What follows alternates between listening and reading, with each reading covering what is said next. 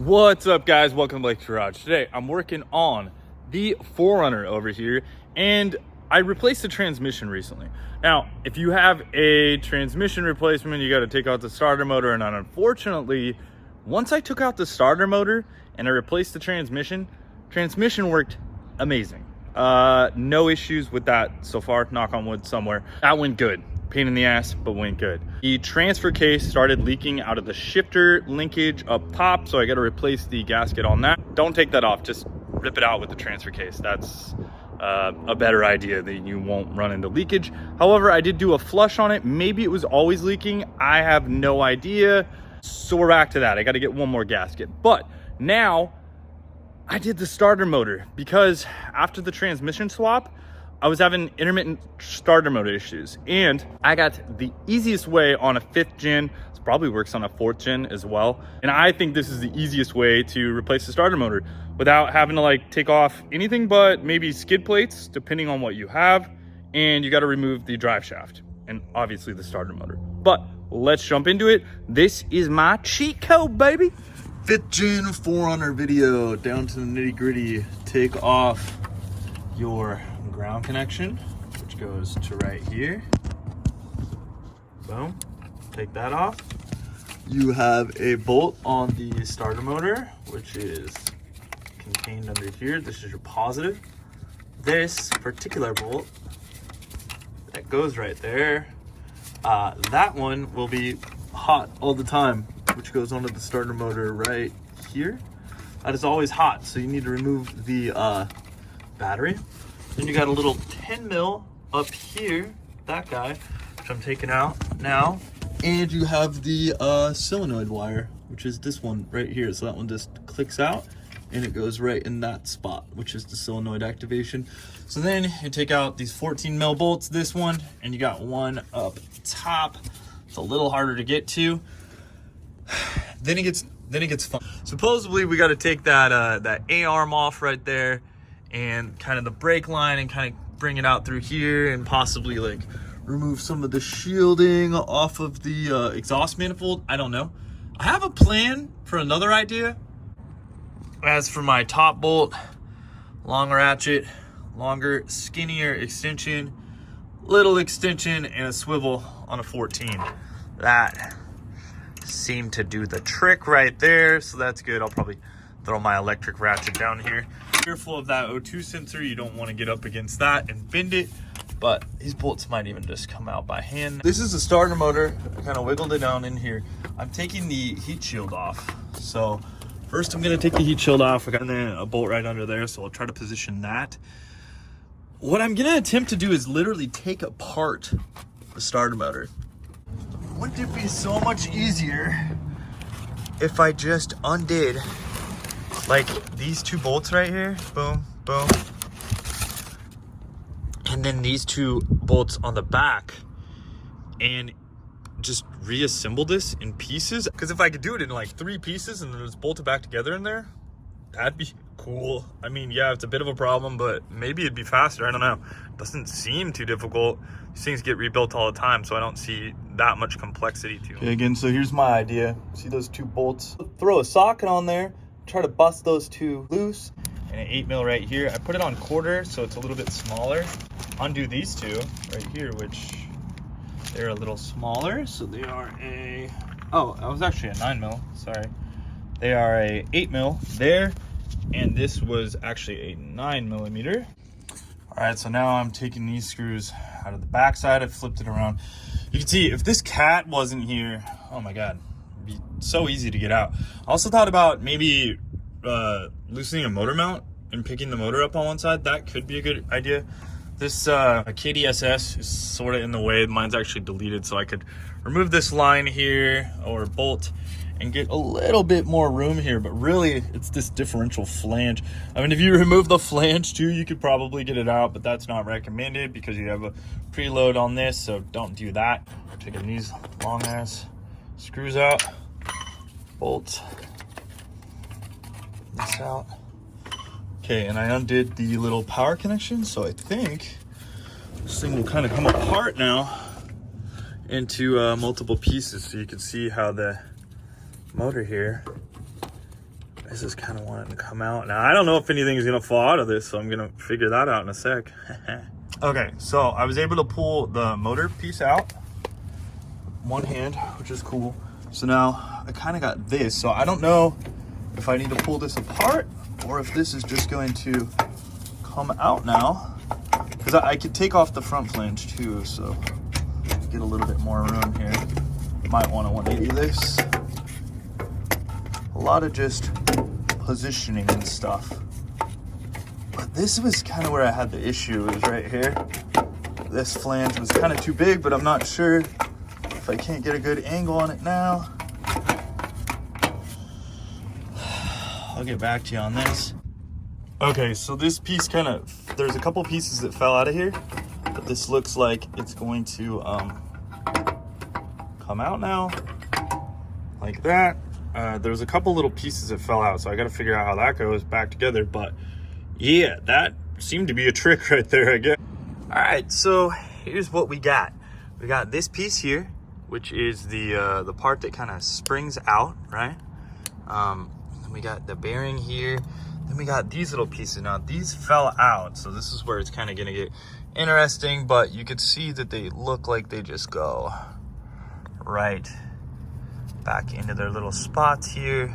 In that little area right there, you can see this is the plunger to like engage the starter motor, the solenoid. Boom, boom, boom. That's what it hits right there.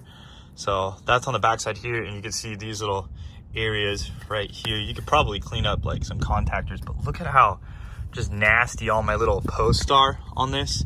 That was, I think, one of the main issues here. This was the other area, kind of just corroded. So yep, we're gonna get the other one on there, and this is a Denso Toyota. Let's see what this one is. This one says Denso as well, remanufactured though. So yeah, this is about 280 bucks. There's my pieces. We're gonna take this one apart and throw it in the car in pieces, I guess. And reasoning for this is it's gonna make it way easier to install back into our 4Runner. So go ahead and take these two ones off first.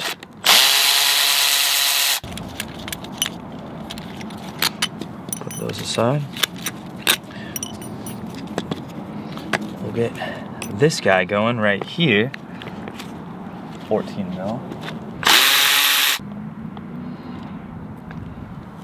Okay, so that is the actual starter motor itself, the actual motor. You can see kind of the difference there in the cleanliness and whatnot. The windings look slightly different. These ones have a little bit of a coating on them, whereas the other ones do not.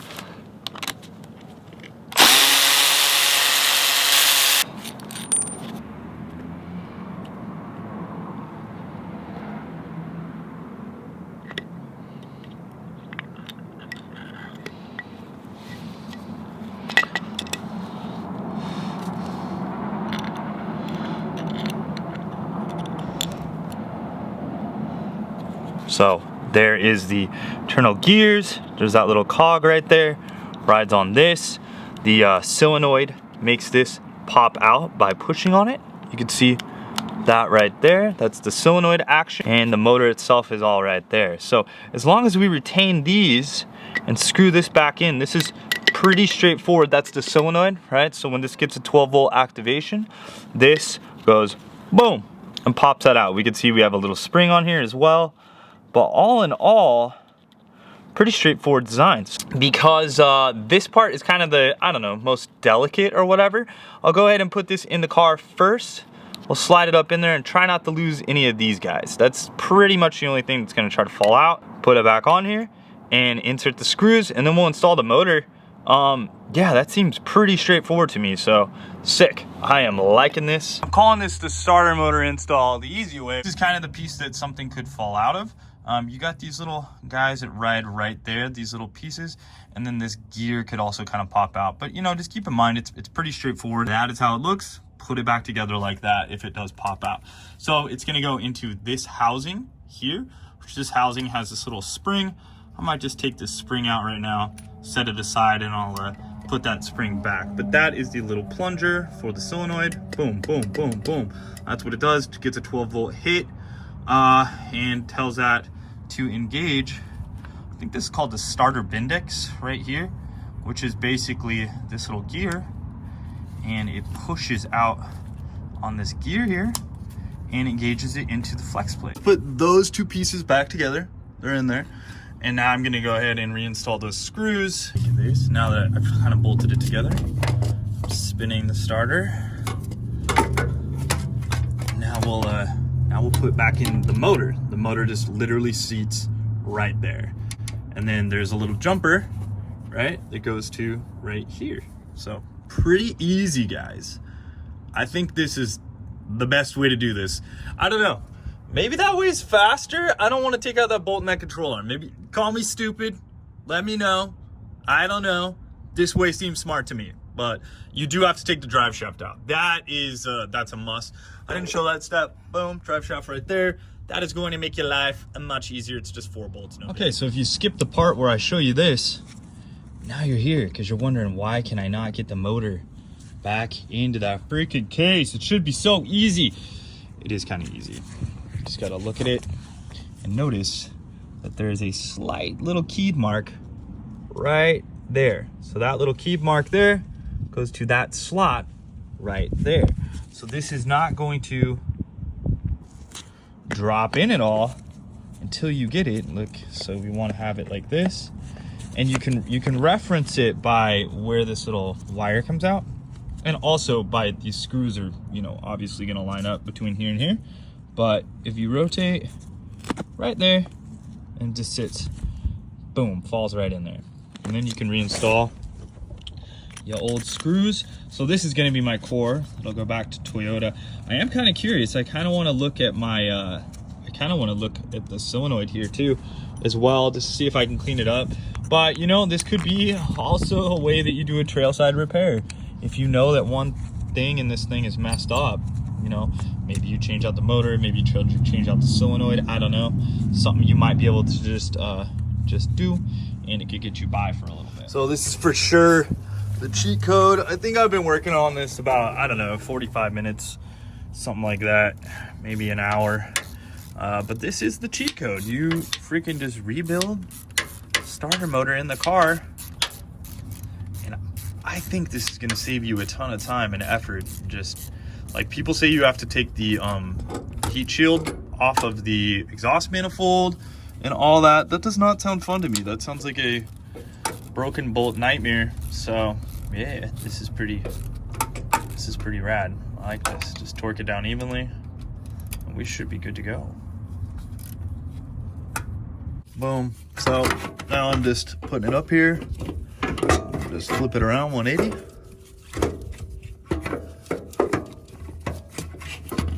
And we will reinstall it. I mean, I did the majority of this one-handed while filming, so that kind of gives you an idea of what we got going on here. But yeah, throw that kind of in there. Look at that. Oh yeah. Okay, it's lined up. Now time to put those bolts. So I almost forgot the little heat shield. You can literally just put it up there and put the bolts in by hand. So you may want to take those off actually before even moving the starter motor. I just kind of forgot about those, but oh yeah, so the other one's right there, and then one right here where my finger is.